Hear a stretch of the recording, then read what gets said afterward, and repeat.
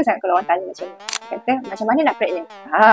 Hai, nak pregnant kena tahu formula. Tak boleh main buat saja. Beritahu kalau korang nak pregnant, pastikan diri korang, isteri dan juga suami tu kena sama-sama sihat. Kan? Kalau korang ada darah tinggi, kencing kolesterol, kan masalah BMI terlebih ke kan, korang improvekan yang itu.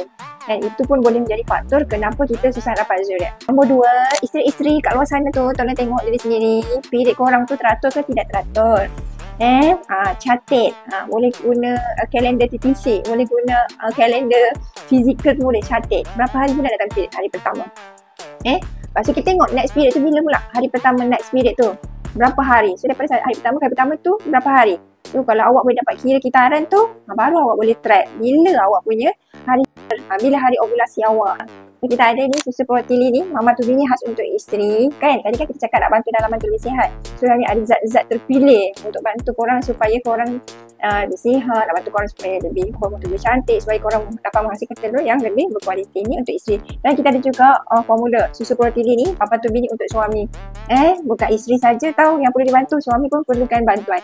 Ini memang formula khas untuk suami yang nak TTC, nak bantu supaya dapat menghasilkan sel yang berkualiti tu. So korang dapatkan dua-dua susu ni ada dekat beg kuning. Dapatkan dengan harga promo tau. Sebelum harga naik, baik korang dapatkan sekarang. Dapatkan sekarang. Sampai tak dekat. Bye.